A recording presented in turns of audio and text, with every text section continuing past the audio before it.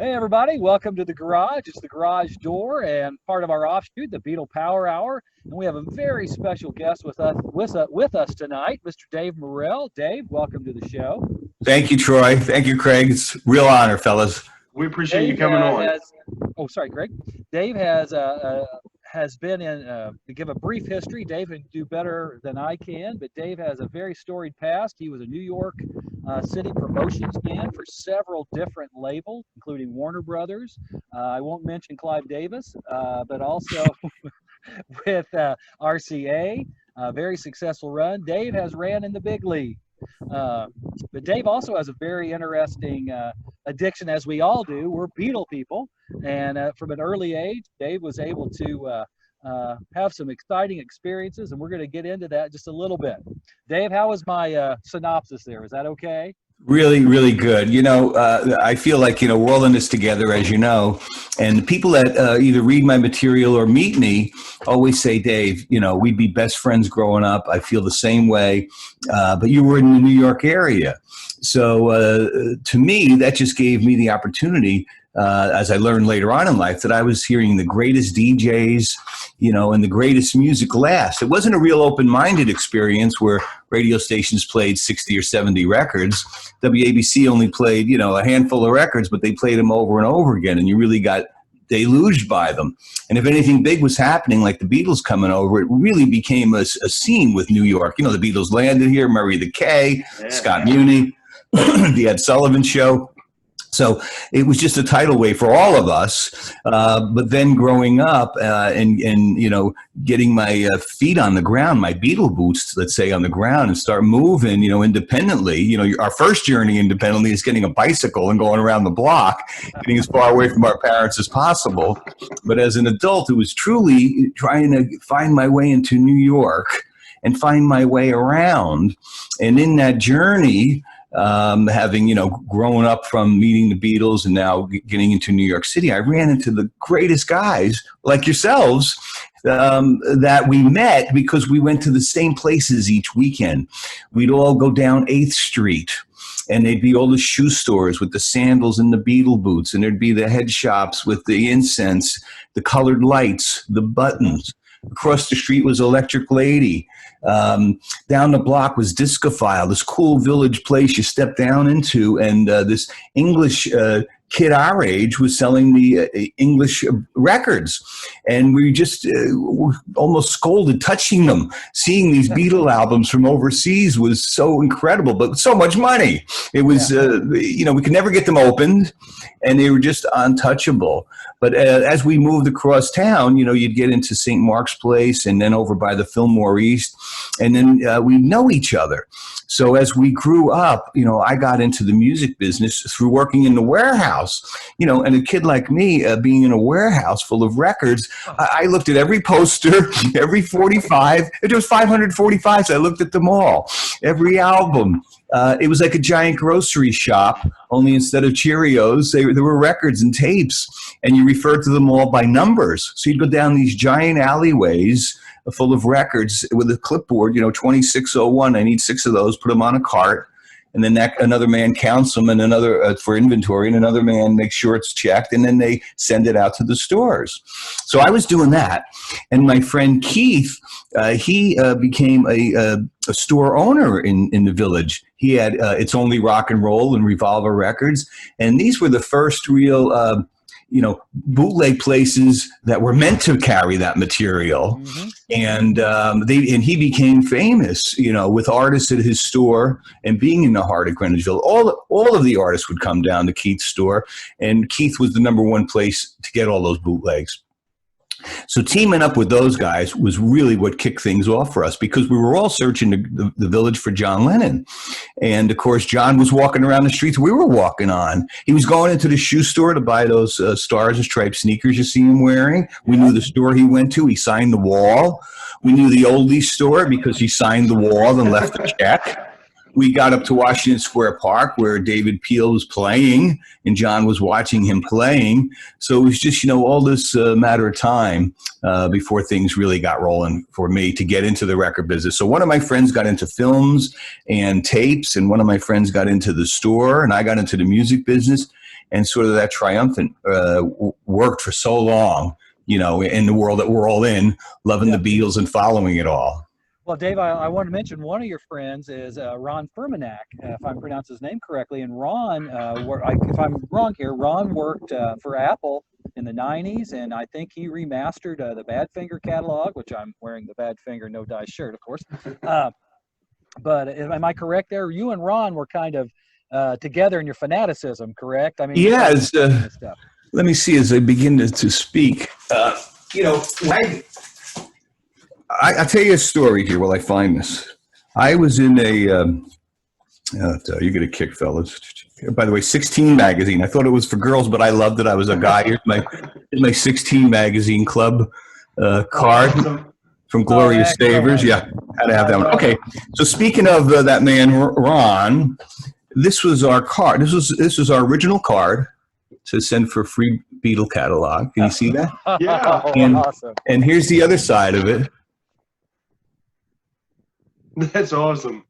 Yeah. So he wrote to me, and I was on the radio. Well, we'll get to the story how I got on the radio, but I got on the radio like I'm on with you fellas, and I talked about a subject that wasn't being talked about and not much known about. The same as your show, which is Beatle bootlegs, recordings, and just the Beatles. So I got on the radio, and the mail came in flooded, and I got letters from this guy, Keith, I was just about to tell you about, Ron, and I still have many of the letters, and these guys are all still my friends. A few of them we've lost along the way. So Ron got the first reply because I lived in Kearney, New Jersey, and he lived in Clifton, and it was the cheapest to see what kind of people these really are writing. Are they nutty like me? So I went to Ron's home. And I might have had, I wish I had a picture. I'll show it to you in the next show we do. I'll get all my tools together. But I had maybe 10 bootleg albums and maybe 20 Beatle records in 1971. Not a big collection, but some nice things, which we could get into. We will. So that was it. And Dave Morrell's now getting this momentum, on the radio, Village Voice write-ups. I was on the Joe Franklin TV show with a little... Wow. Yeah. Oh, funny story with Joe. Great story with Joe. But so I was getting this publicity because of these Beatle records. And I'm telling you, it wasn't much, boys. I go to Ron's house, meet his mother, fabulous, father, fabulous. We go upstairs, his little brother, he called his brother Sock. His brother's now the largest collector of 3D movies in the world. He's infamous. His name is Bob. And his other brother was older, Chet. And Chet, you had to go through Chet's room to get to Ron's room. And Chet's room was full of Dean Martin, Trini Lopez posters, The Faces, Gordon Lightfoot. It looked like a music store. It was so great and so clean. It was like, where do you get these posters? Is this a music store that's your mail order? And his brother was in the music business. He worked at WEA, Warner Electric Atlantic, and he was the buyer. And he would go on to become a promotion man for Atlantic Records, and he would go on to do video promotion for MCA. Terrific career. So now you're going to step into Ron's room. Fellas, this was like the guy that found King Tut's tomb. One more strike in the mud and the dirt, and the gold blew out. The gold blew out of every doorway, every airspace. When this door opened, I couldn't believe it. It was so unbelievable that no way could the Beatles company have what I'm looking at. And then I looked at him and I said, you're 5 years younger than me. Where do you get a 78 RPM Beatles single here from anyone in the world? And if that's not crazy enough, where do you get that Life poster with the Beatles on the cover from India? Where do you get that? And it never ended in 50-year relationship with amazement of the stuff this guy was able to find. And Dave, we're talking about what, 70, 69, 70? I met him in 70. I met John Lennon in 71. And so a month later, all the mail came about my experience. And then this mail came to the radio station saying, I'm a Beatle collector too. You want to see my stuff? And this opened up the golden gates of Beatle collectors coming together, having a collective soul and journeying together. We'll get to Ron in a moment again, but back to that village. You know, when we started to hit places like the Strand Bookstore on Broadway and 10th Street, there was Dayton's. These were places that had a lot of Beatles stuff and tons of it. The Love Me Do book by Michael Braun, impossible book to find. It was written as a book.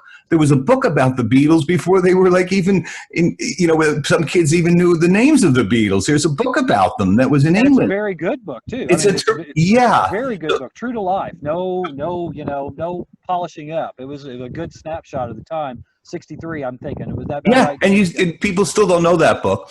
Meanwhile, we hit Canal Street. This, you know, it's like Bumville in New York. It's quite like the Bowery, you know, Canal Street. And we'd find the Milton Bradley games, 1,000 of them for $0.25 each. And we bought a ton of those. So we got our wheels going. So, okay, back to Ron. So when I met Ron, it was unreal. And then he comes to my home, and of course where's your Beatle collection? Mine fits in a shoebox, Ron. That's littler than my Beatle boot shoebox. So it was insanity. But we had such funny stories. I wish I could show you. I've got our original catalog of what we sold everything for. We sold Beatle Butcher covers. We sold our most expensive record besides the Beatle Butcher cover was that was $200. But really, our rare records then were like $10, and these were really hard to get 45s. And so I'll tell you one crazy story with Ron. With the one-to-one benefit concert was coming up. It was John's only concerts in the 70s. His only 2 concerts ever that was presented as John Lennon is performing today. 2 shows, all songs. You know, everything else was a sort of a drop-in. So we got our wheels together with another Beatle collector named Chris Bonneville. I don't know if you guys know him. I think he's down in South Carolina. And we decided, let's get a peddler's license in New York. I still have it. You got to see it. Little button and a little peddler's license. And we all went down there and we got this peddler's license to sell T-shirts in front of the garden. Little entrepreneurs that we were. And so we got a Beatle Butcher cover, and we had a silk screen made. We all put in our money, but nobody have any money in these days. Right. So it cost us $75 for this wooden thing that you flipped over, and then you had to put a T-shirt in it and flatten it, and then you had to get the paint cans and do this. And we aren't smart. We were Laurel and Hardy trying to pull this off, and it didn't really work too good. So the few that were good, you know, we kept for ourselves. And so, fellas, I just got to show you right here. This is an original made in Ron's basement. That's pretty good, man. Yeah. Awesome. That's pretty good. We had red and we had blue, and you know, we sold those for $1 a piece outside the garden. Did John ever see one of the shirts, by the way? He did, because if you guys Google me, there's a picture of me with John, and I'm wearing it. So let me tell you this great story. So I had seen the Beatles a couple of times, and I got to know. You had been to Shea, right? Yeah, and we'll go there, and I got to meet John, but now I'm with Ron, and it's the day of the one-to-one benefit concert, and he's never seen. You know, he's so younger. Otherwise, he would have been there, but he's younger, and he couldn't have been there. So now with me, we're together, and John Lennon's playing. And so we have tickets for both shows. And so during the early show, we're out there selling the T-shirts. And as we go in, we got shopping bags because nobody bought them. It wasn't like the bag was empty. We got to go back out there. We're not doing too good. So we had these shirts. So we're inside the garden, and the police said, you can't sell this stuff in here. Don't even think about it. Like, hey, I have no interest of John Lennon's coming on. Here, you could have the bag. I don't care. You know, I'm going to dig this. So show's about to start. You hear the record, power to the people. You know, I mean, you can count down 60 seconds and Lennon's going to hit the stage. And some kid says to Ron, hey, could I buy 2 shirts? So Ron goes underneath the thing to grab the 2 shirts to sell to him. The cops got him in a cuff. Before John hits the stage, they're yanking this poor kid, this bag of shirts, out into the hallway at the Beatle jail. You know? So I'm losing my mind because because I'm scared for him. He's with me. I don't know where they're taking him to, but I'm not going to miss this. You're on your own, Ron. Nice to meet you. The Port Authority, 30 bus home. So I had to wait until Yoko came on to sing when she started to warble, and then I could say, got it, gotta go, gotta find Ron. And there's poor Ron behind a desk like the principal's office. I'm so sorry. I said, sir, I'll look after him. I'm his, consigliere. Let's go. Come on, Ron. Leave the shirts here. Don't take them. So Ron got to see the second show. Yeah. But we had so much fun with Lennon because I got wind that John was going to, I got wind. It was in the newspapers. John's going to be down at the immigration hearings. So I was a typical school skipper. And I said, I got to find out. Horse Dogging, the title of your first book, Horse Dogging. Bingo. Hey. Hang on. I can't hear you too good. Let me just get that up there. There we go. Okay. All right. Plug number one. So we found out in the newspaper that John would be going down to the immigration to go with these hearings with people like Dick Cavett and all kinds of famous people speaking for him. So we'd go down at 10 a.m. and we'd wait outside the building. And then all of a sudden we realized he's definitely coming because the press is setting up, trucks are arriving, and boom, Lennon's coming in, and here he comes, and then we'd hang out all day, and then he goes out again. My mission was to take great pictures. Ron was so great nutty. I have to present it so great nutty because he would bring a tape recorder and a little 8mm. And the next day in the New York Times, you see all these WABC microphones, NBC, and then you see a little toy Radio Shack microphone. It's Ron's hand. So here's these important people asking Lennon questions. So, John, the deportation, these people want you out of the country. What do you think, John? And all of a sudden, John's like, is that it? Is there any more questions? And Ron goes, hey, on your next solo album, you thinking about doing the harmonica? He goes, what? Let's get out of here. I love it. So then because he had the film, we would go to his basement, and he had a little cinema in his basement, which was unbelievable. His father was really into this, and he had like 35mm projection system in his basement. So he would groove up this film that he took of John, and then the sound we did, and we'd have our own Beatle movies. Wow. So just to take it back one notch, dig this, man. Before we did the one-to-one benefit concert, June of 72, that concert was August of 72. In June of 72, Elvis came to the Garden. Ron was an Elvis cuckoo bird.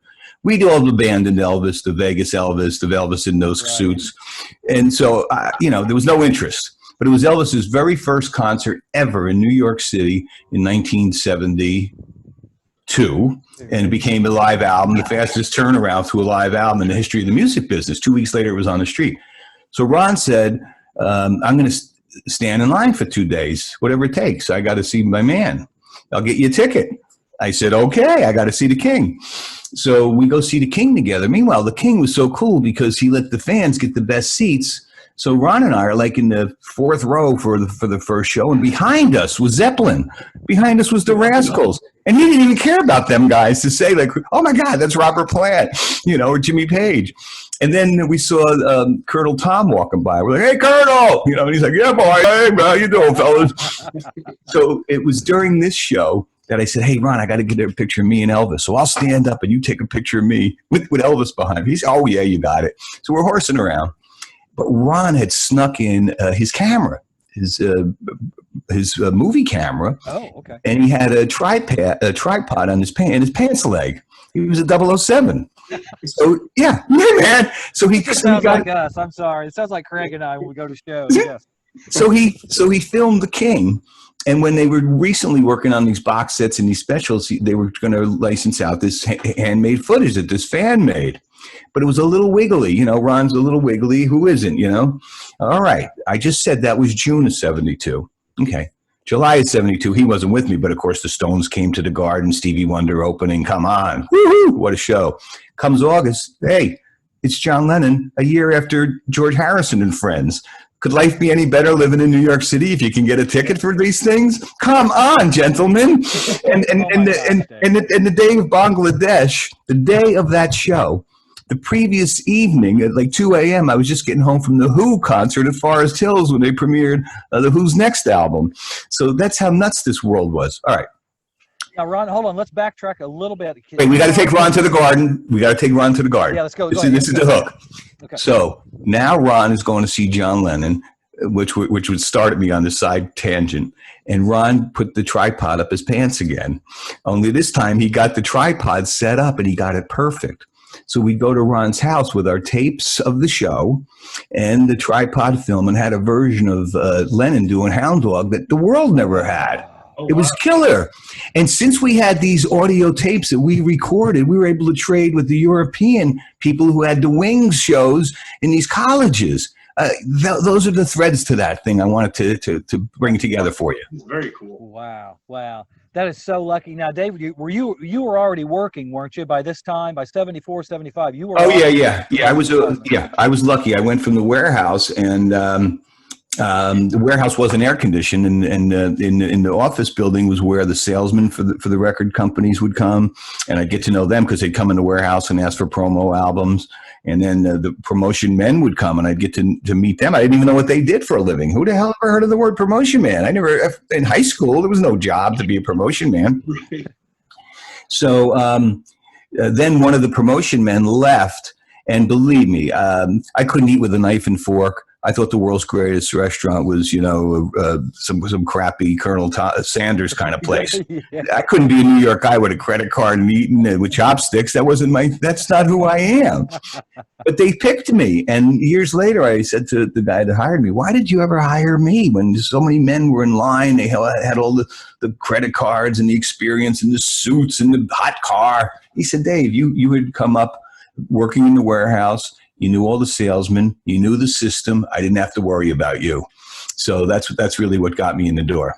But Dave, I also think your authenticity, and that's what Craig and I go for, people that are authentic and really care. But also, I think they could sense that you love the music. It was about the music. I mean, yeah, it was about sales. Yes, don't get me wrong. I know the reality of it. But also, I think there's a vibe from you that you're young, you were into the music, cared about it, and you were enthusiastic. It was authenticism to me. Thank you. I had to really get a boot in the rear end because I was stuck in the mud with the Beatles, Stones, and Dylan. That was my trip bag. Yep. And when I got into this new world of Warner Brothers, on my own, when I went home that night and put on Dixie Chicken by Little Feat, I went, no, the Meters. People say, nope. Maria Moldauer. Nope. Randy Newman. Nope. And then the guy said, hold it. We got to get this guy off to the right start. We got to get this reset. And then they taught me. He said, let's listen to this record together. Now listen to this. Look at these lyrics. Listen to this guitar lick.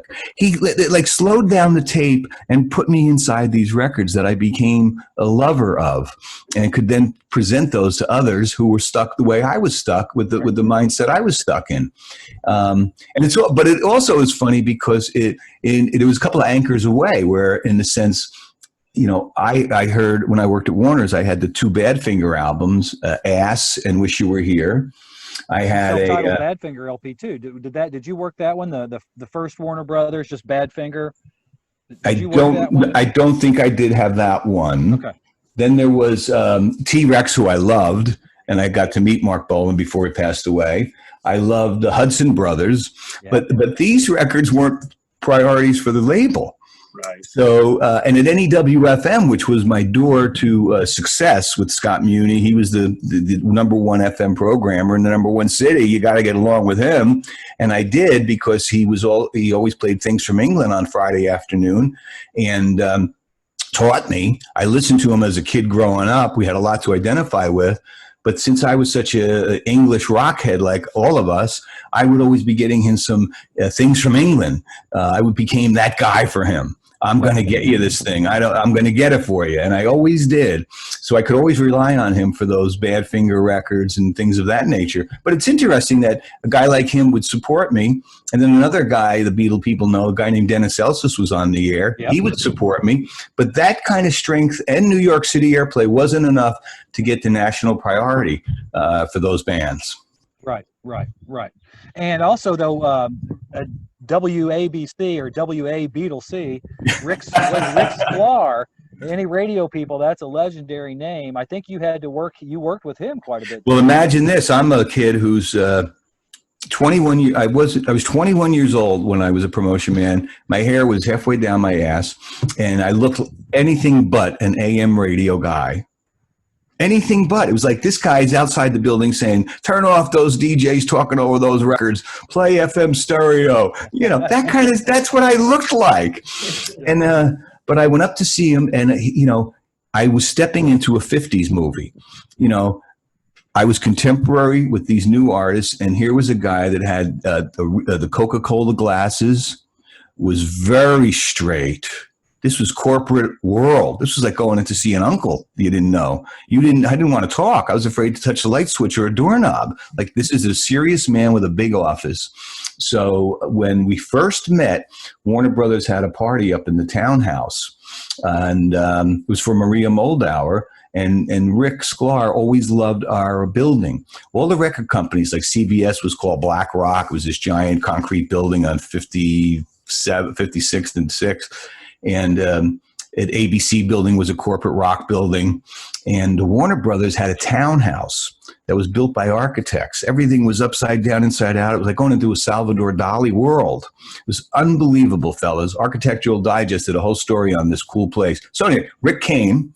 Warner Brothers people, including Joe Smith, the president, introduced me to Rick. So he had a sense of this is David works here, and I like Warner Brothers. So when I first went up to the radio station, you go to ABC. I was in the room as a new kid, and all these guys were those typical New York gangster-looking guys, the thick rings. Pete Bennett. Let's stop right there. Yeah. The 9 of those guys. Pete Bennett, for listeners, for you that don't know, Pete Bennett was a promo man. He was a pusher, like in that he worked for Apple. He worked for Alan Klein, and he's legendary.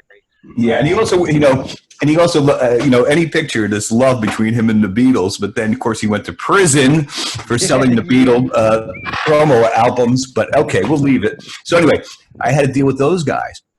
And those guys, it was like going to OTB. They knew in the lobby, what do you got, kid? You got Maria Moldauer, 39 with a bullet. You're not getting on this week. I got, Kung Fu Fighting, we're 13 with a bullet. That goes on next. Timmy, yours is coming off. Yours is going on, Tommy. This kind of bullshit. So I went back to see Rick, to see his assistant. And as I was leaving, his door was open. He said, come on in. So I went in to see him. And I said, I've always listened to WABC, WA Beatles C. I said it just like you, Troy. And we were off to the races. He says, you got a few minutes? I said, yes, I do. And he pulls out a reel-to-reel tape, hooks it up, and he plays me this tape. And it goes like this. He goes, this is how we used to do the Beatle promotions. And he'd have this little card. He'd say, WABC, the Beatles. And the DJ would go, WABC, the Beatles. He'd say, WABC has the Beatles first. WABC has the Beatles first. And I went nuts. And he says, I'll make you a copy of it. And so he would enjoy this.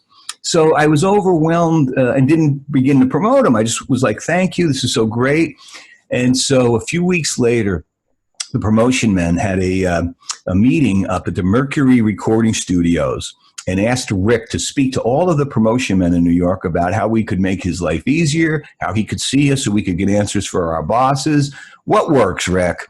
And so Rick gave us the speech, and then he said, hey, before you go back to work, I brought some tapes. You guys want to hear them? And half the room walked out. I was like, I'm not leaving.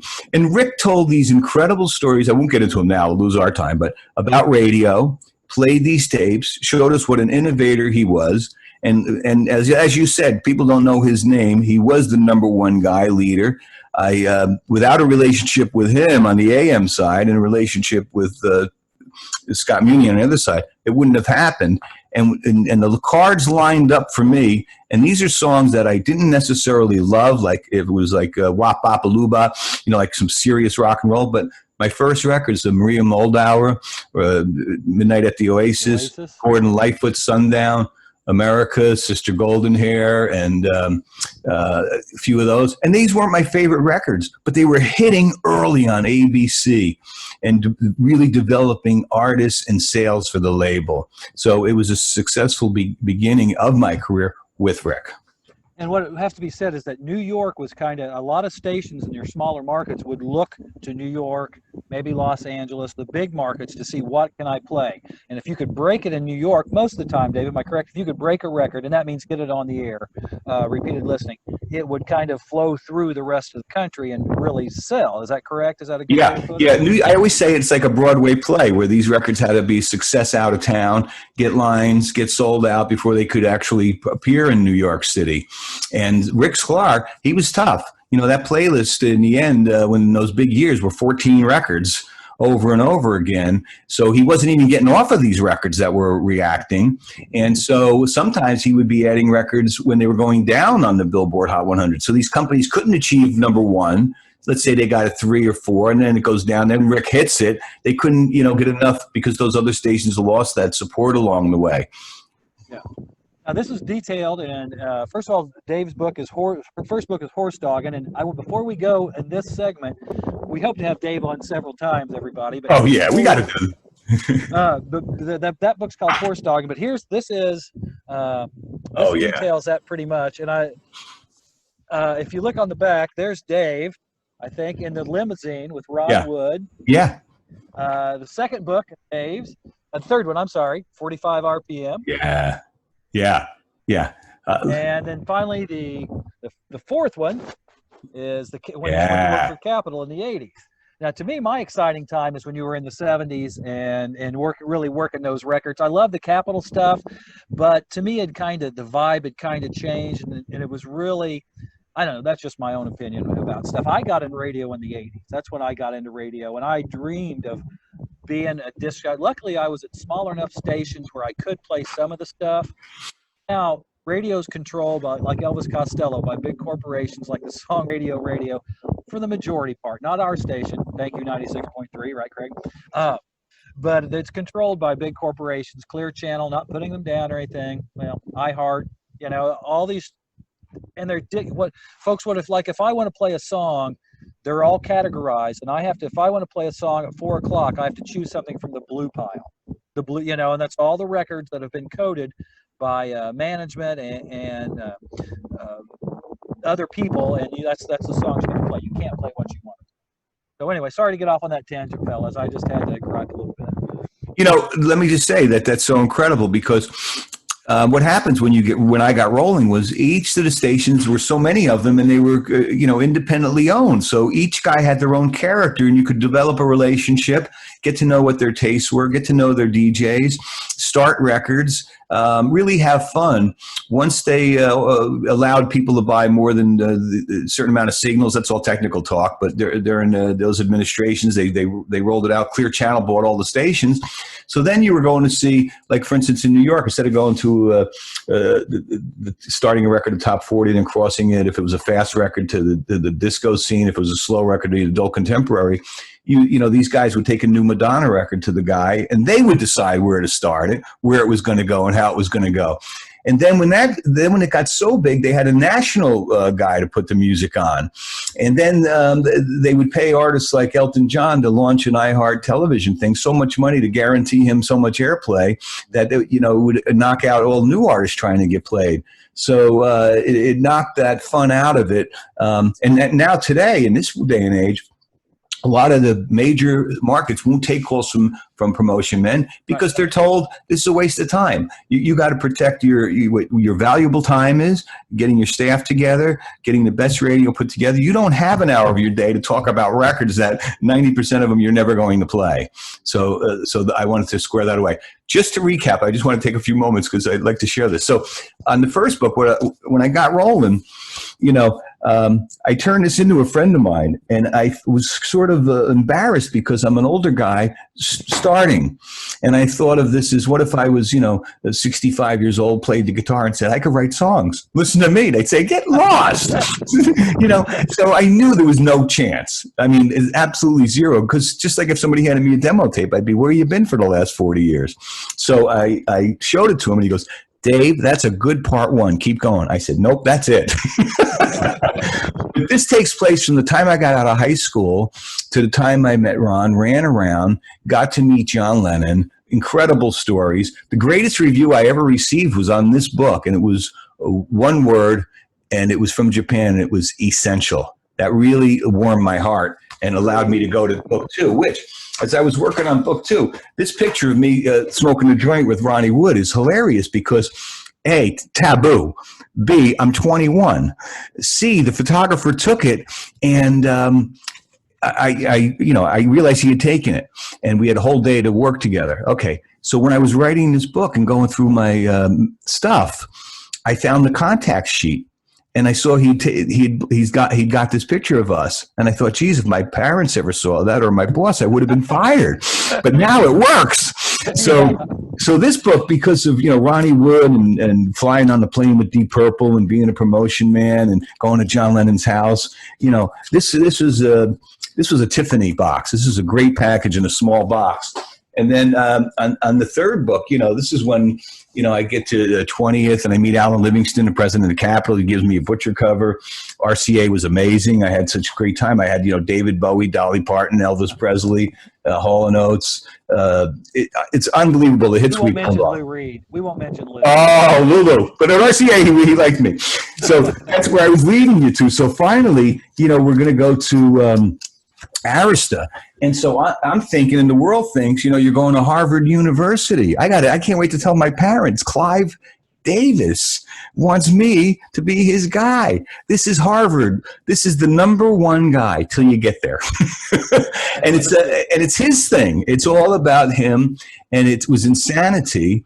And I had a very difficult time writing about it, because the honesty, the accuracy, and the three records I presented were records that really I felt as though, I went out on a limb on. They weren't priorities. As a matter of fact, I was just looking at this the other day. The three that I picked were the Patti Smith, Because the Night. That album was heavy play in New York City because I was best friends with Ivan Corral. I was inside that scene, thankfully, through him. It was Easter, wasn't it? Easter, I'm sorry. Yeah, Easter. So here we got Easter, and it's exploding at NEW. The album's about 60 with a bullet. The single, Because the Night, from Easter, that Jimmy Iovine produced, co-written with Bruce, was on its way up the chart. And I brought the WABC program director, Glenn Morgan, to CBGB's with me. And it enabled me to get that record on that radio station, which the rest of the staff and Clive wasn't able to deliver, which felt so good to me. And the other one really screwed up the Kinks. We're all Kinks fans, and I was a Kinks fan. I had worked the Great Lost Kinks album when I began my career. I worked at RCA with the Kinks, and now I'm at Arista with the Kinks, and I love Ray Davies. So one day in the mail, before the Low Budget album came out, I get my little envelope each week from Arista, from Europe, of the singles overseas. I was always on these mailing lists so I could help Scott Muni, as we talked about. Mm-hmm. So the single comes in, and it's a new Kinks single that's not in America. It's not on any schedule. And I look at it, it says Superman. I wish I could fly like Superman. I put it down. I dropped the needle. I went, whoa, this is great. Oh, my God. I ran it down to Scott Muni. I said, Scott, the new Kinks, Superman, it's unbelievable. He hits it on Friday afternoon. I'm ready to leave the office. He calls up. He says, I've gotten 200 calls on this. I'm leaving it in the studio for the rest of the guys. By Monday, the record exploded. Now the Clive tells the Kinks, hold it. It's got to go on the album. Nothing's coming out till it's just on the album. By then, of course, the Superman song was already over. Yeah. And now they tried to change the direction to a disco versions and 12-inch and long versions. So it got me in trouble. But anyway, so the Clive thing was difficult to write about. I had to take a whole lot out, and it took a lot out of me and made me want to go back and really work on the Capitol book. And I just want to say a couple things. And if anybody needs bookmarks, just send me addresses and I'll send you this nice bookmark that goes with them all. So with Capitol, to join Capitol Records, being a Beatle fan is the greatest moment in my life. Yeah. And the tower, the circular building in Hollywood, I mean, this is historic. So I enjoyed all my time there. And when I started to reflect in my archives and lay out all my chapters, there's so many chapters that aren't in that book, of artists I could get into, but I don't even want to tell people what they are because there's so many good chapters in there. But that's for the box set. Dave, we were talking before we got on the air. I'm waiting for the box set. So. All right. But I want to say this is about the new book. So a third of it is about these kind of Beatles stories, meeting being with Yoko, meeting Paul McCartney, being part of the John Lennon projects, going up to Dakota. A third of the book is about the Capitol artists, Duran Duran, missing persons, plasmatics. Everybody gets a shot in the book. But then as I was writing this, I realized for the first time in my life, and looking at my material as I was going through the years, that these promotion guys that set the emotional stability of a team were crazy, were yelling a lot. And so I said, I could brush this off. I'm not going to write about that. These guys really yelled at us a lot. And then when I got into the mid-'80s, this other guy came on board, and he yelled a lot. And he had a cattle prod, and he used it. And that was kind of upsetting. And then the third guy was even more insane. So I said, I've got to call this out. So a third of the book is really these three people I call Mr. Hollywood, Mr. Cattle Prod, and the Wild Man. So I just wanted to share what the whole kit and caboodle is like and tell you how many more shows we have to do. But Dave, you did such a good job because you did so very, I can't think of the word I'm looking for, nicely, I guess. One term that Dave uses to describe some of these guys are rump dog, Craig. And some of these guys, they're not the nicest guys in the world, and some of them are actually got in trouble legally for some of the shenanigans they pulled. Not mentioning any names, but it was just cutthroat business. But yeah, I was going to call the book this. I was going to call it "The Smell of the Rump Dogs." In fact, at the end of the horse dogging book, you'll see that my upcoming books. One is "The Smell of the Rump Dogs." Yeah, but you know something. Now that it's over, and I go over to Rupert Perry. He was a chairman of the company. I go to his house. He lives up in the Hollywood Hills, one of the 100 original homes up there. Guys, I'm frozen. Can you hear me? We can hear you. Here. Yeah. I'm going to get out and come back in real fast. Okay. So Rupert really enjoyed my book. He thought it was really great. He said it brought back so many memories, and he wished me the best. Ray Tuscan, the vice president of promotion, loved it. So I did get great feedback from the Capitol people, Craig. Okay. That's awesome. Sorry. Hang on, I got to clean off my face now. Jesus. Came right through. No worries. So you worked in the 80s. Who were the big bands that you really liked in the 80s? Iron Maiden. Really? You dig, mate? Yeah. They were really authentic. You know, the manager of the band always wore jeans and an Iron Maiden T-shirt. Okay. No matter how big the band got, he wasn't a guy that got a Rolls Royce, wore expensive suits. That's the way he lived it. So, and he was so authentic. He's the first manager that, rather than yell at you about airplay and what have you done for me today, his name is Rod Smallwood. He would say, Dave, I don't need you to do anything except tell people about the band. He said, you know, a lot of these heavy metal stations or stations that were beginning to play heavy metal specialty shows would ask for edits of these long Iron Maiden songs. He said, we will never do that. We don't care if they don't play us. They play it all or don't play any. And he was right, and he was humble. And in the beginning of the Iron Maiden career, when I'd run with him, he put on a little rubber Eddie head and run out on the stage. And then, you know, by now, the Eddie's, you know, $6 million monster on a tour that, you know, generates billions of dollars. And they are probably, according to what I understand, one of the most collectible bands of the 80s. 80s. Anything with Eddie the Monster, tickets, passes. So thrilled to be part of that one, Craig. Real fast, Dave. I know we have to get off here for this first segment. If you wouldn't mind giving our audience just a tease about how you were able to meet John for the first time.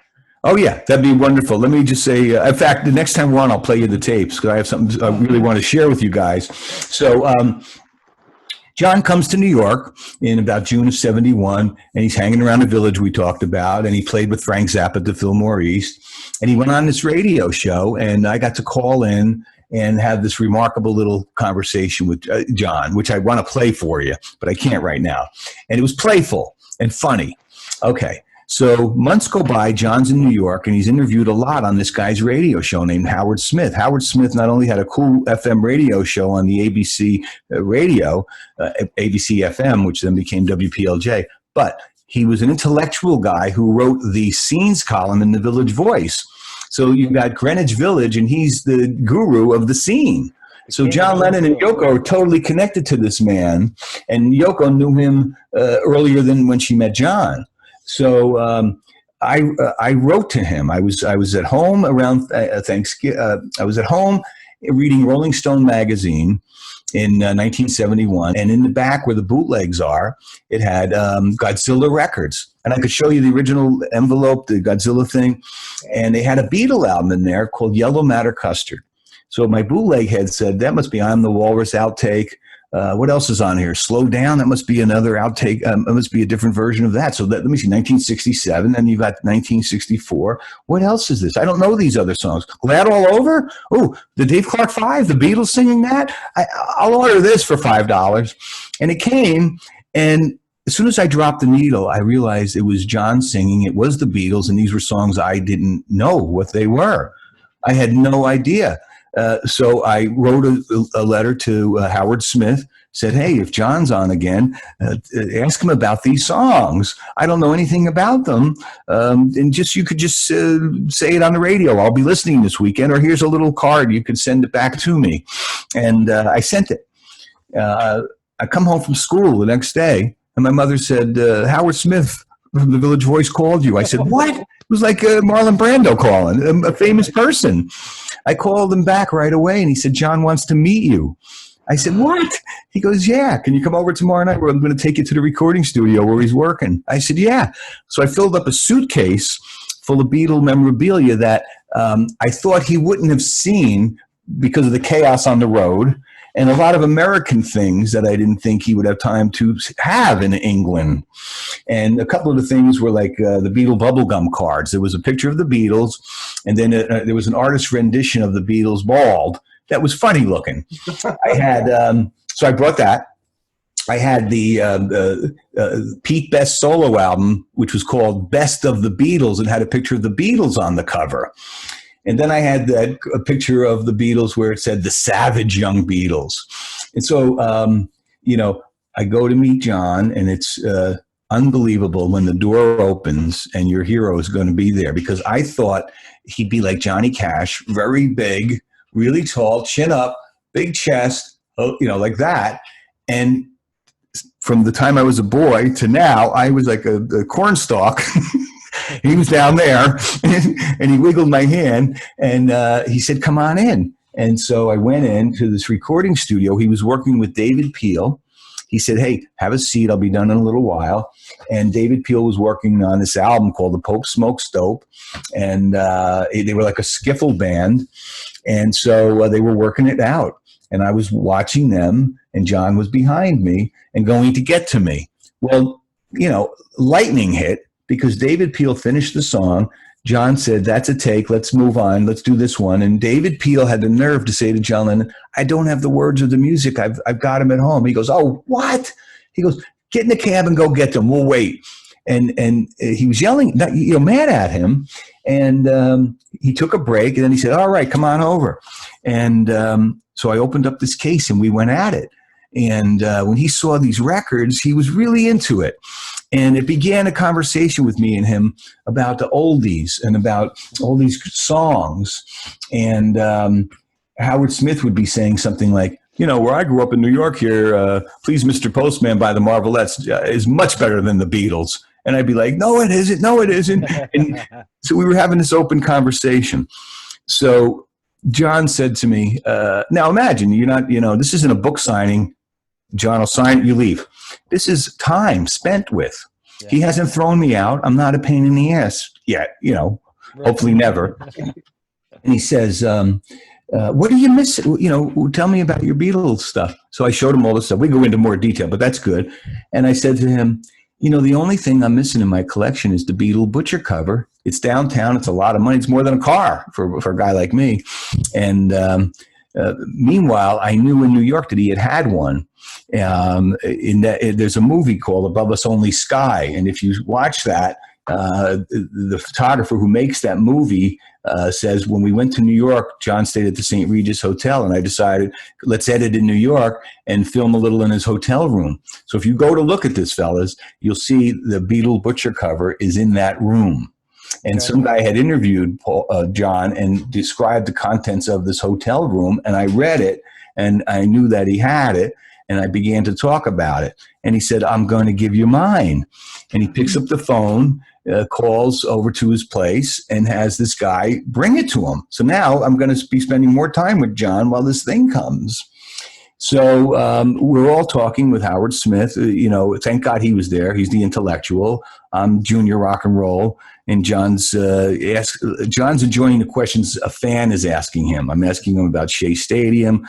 I'm asking about things that I'm interested in, songs that are in the can that we haven't heard, those kind of questions. And Howard's like, I would have never thought of that.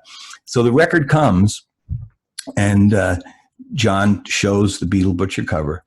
And Howard said, what is this? And then, now we all heard stories about it, but to be with John Lennon and with a guy who's an intellectual who is with him, he wants to share a story in a way that he hasn't told before. This is Howard Smith, Village Voice, an art guy. I'm going to tell him about this cover. And he did. It is magnificent. So then I could just say, can you come on over here? On the back, we were puffing away, and John tore off the back, and of course he drew this beautiful drawing. Wow. Yeah. And then on the other side, of course, he wrote, to Dave from John Lennon, December 7th, 71. Wow. Yeah. And then it was my mission to capture the other guys, and it took me till this is 1971, December 7th, 71. And by the way, we could play these tapes. The next week, on that Sunday night, Howard Smith interviews John, has Dave Morrell questions for him. It says it on the air. I've got a Dave Morrell question. And then that he also tells a story about taking a kid, Dave, the Beatle fan, to meet John and getting this record.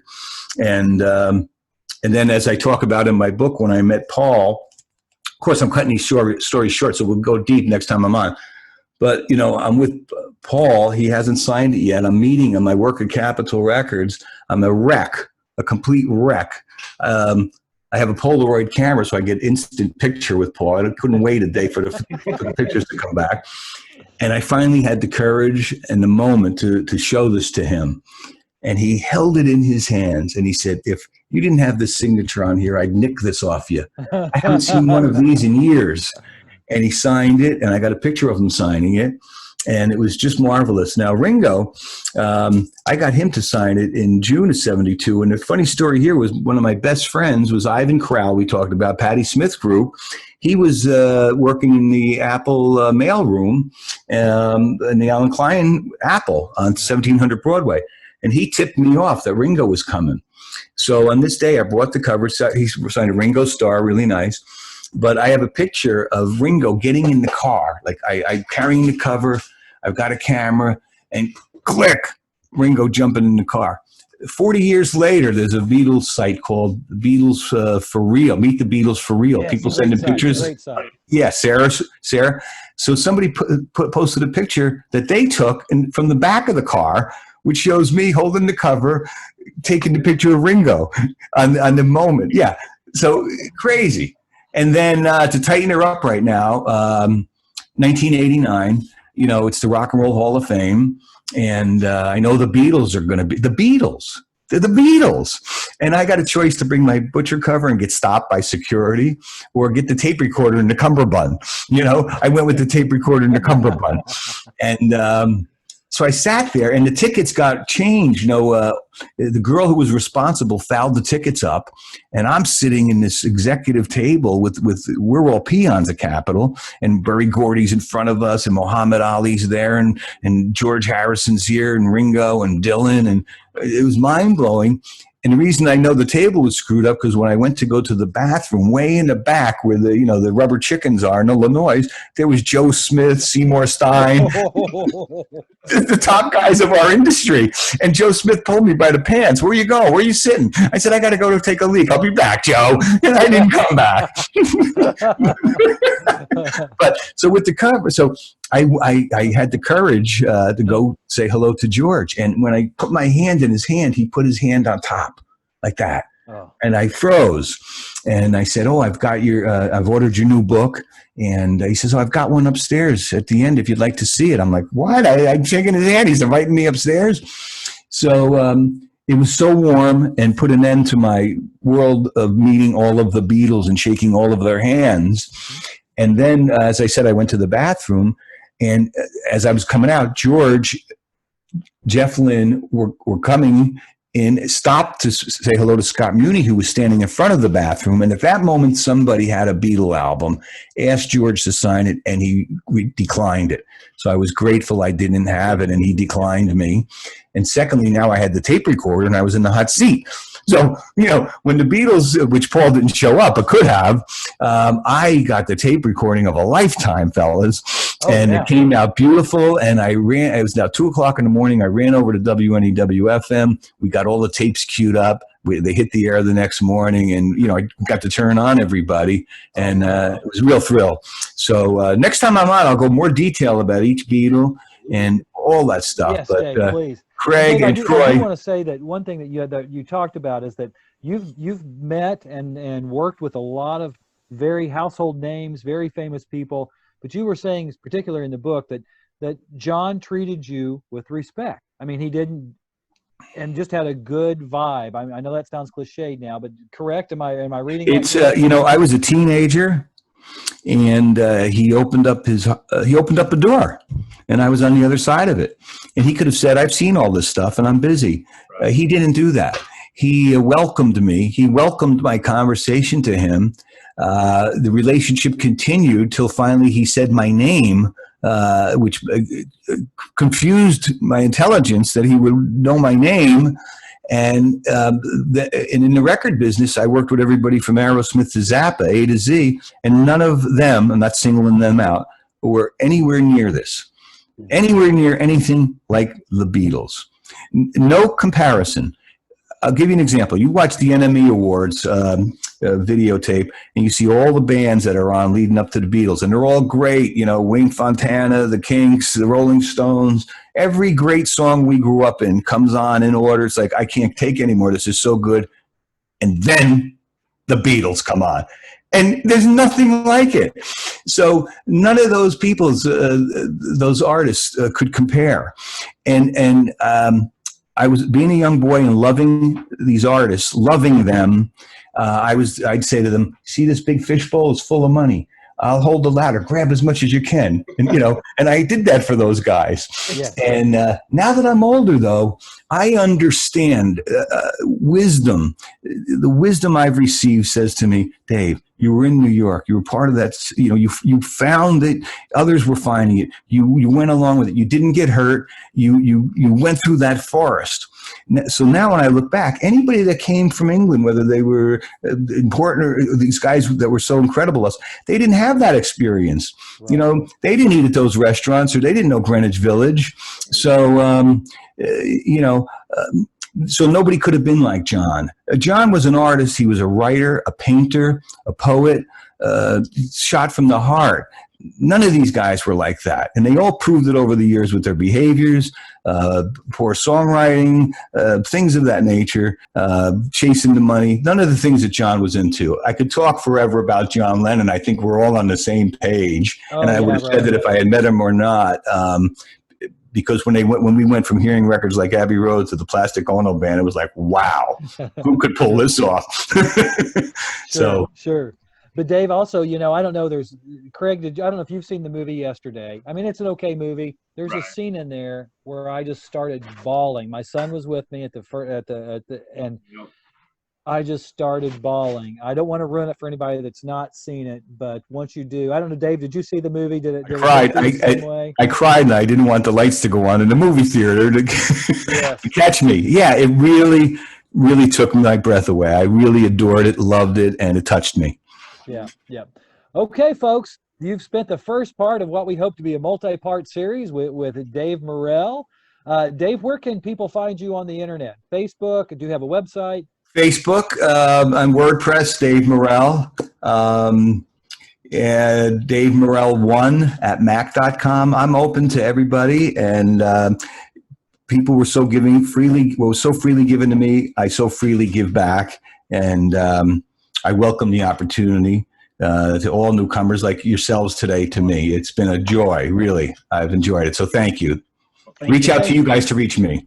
Thank you, Dave, very much. And in upcoming episodes, we're going to touch on Dave's time in New York City as a promotional guy a little more. We kind of just a little intro today, but also we want to touch base on his Beatle collection, infamous, world-famous Beatle collection.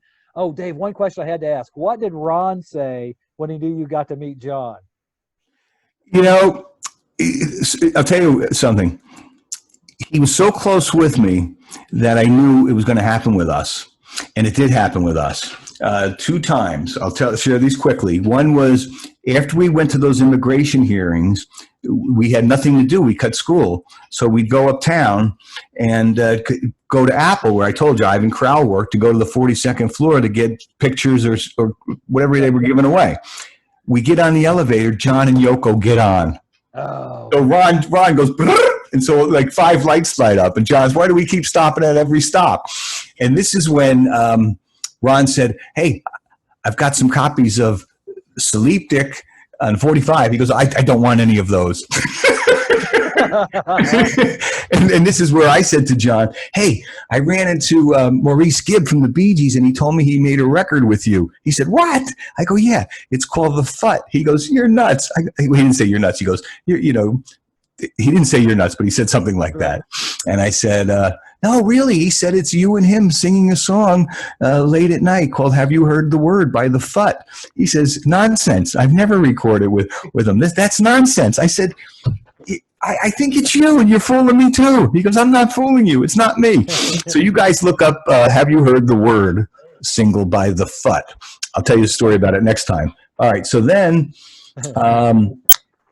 I was at Warner Brother Records, and the head of Warner Brother Records in the UK was Derek Taylor, one of the 5th Beatle guys. And so he came over to New York with a guy named George Mealy, who was like a gangster-looking 30s. He dressed like that. He was like a Winchester Cathedral character, a real character. And we had a very splashy dinner at G. and Belly's private room. Spent a ton of money on this guy. I spent the afternoon chowing down on Derek's ear and wouldn't let him go. We became friends. Derek introduced me to Neil Aspinall. Neil came to visit us at the townhouse. We showed him the Washington Coliseum movie. The Beatles didn't have it, so we connected. The second time Derek came over, we said, we got to show you the movie. He says, let's look it up in my room later tonight. He was with Mike McGear. He brought him over. So we were in Derek's suite at the Algonquin, all set up to show this movie. Derek said, I'm going to go take a walk with Mike. We'll be back, because the room's full of people. So he left. His phone rang in the suite. I don't answer other people's phone calls, but it was ringing incessantly. I picked it up. Hello? It was May Pang. I knew right away what was cooking. She said, hello? I said, May, it's Dave Morrell. She goes, how many people are in the room? I said, about 8. She goes, we can't come. I said, oh, this is good. She goes, hold on. Derek comes on the phone. He goes, pack up that stuff and come to this address. Hurry. So we packed up the gear and we went over to John Lennon's apartment on East 52nd Street. We lugged this shit up to the door that we're supposed to knock on. We knock on it, and you don't go into a room. It's a stairway going up. As we're walking up these steep steps, we get blinded by May Pang taking our picture. I'm like I can't even see it. I'm going to fall. Ron's carrying a 16-millimeter projector. And when we got to the top, she goes, "Oh, we put pictures of people that come here over the top of the door. Look, here's Bowie. Here's Paul McCartney." She had all these stars that just walked through that doorway. Wow. So we turn the corner, and sitting on the bed is John Lennon, Derek Taylor, Mike McGeer, and we come in. So so I brought Ron, and now he's in John Lennon's room, sitting on his bed within a minute on his bed. Wow. And so John said, "What have you got?" So we started to run the Coliseum. He hadn't seen it. And he thought it was one of the hottest shows the Beatles had done. In fact, probably one of their last great shows that were on Hellfire. He said, not me, he. So and we're by his bed, the camera's there, and it's projecting against like the curtains on this overlooking New York. And when they did This Boy, the Beatles, and they're all around John, and then they break off, and he goes, "Oh," and he jumps off the bed, runs over to looks up, gets on. He's sitting like the guru, looking up at himself, just watching himself deliver that. And it was like, wow. So completely lit John Lennon. Then the movie ends, stands up and says, "Look around. You see any gold records? Nope. You see any of my guitars? Nope. You see anything? Nope. Follow me."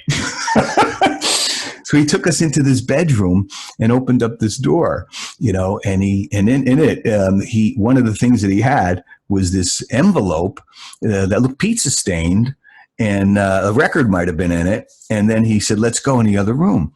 He says, "I'd like to play this, but one of the speakers is out." So Ron said, "I'll fix it." So Ron fixed his speaker, and we put the record on, and John's talking to me, Ron, Derek Taylor, and Mike McGeer. And he says, "I've been carrying this around with me forever.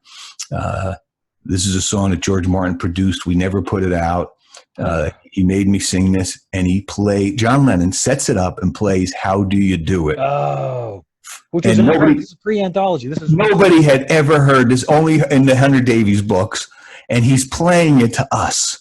He is that on fire with us. He has turned us. John, I'd love to turn you on. We turned him on. He turned the tables on us and turned us on.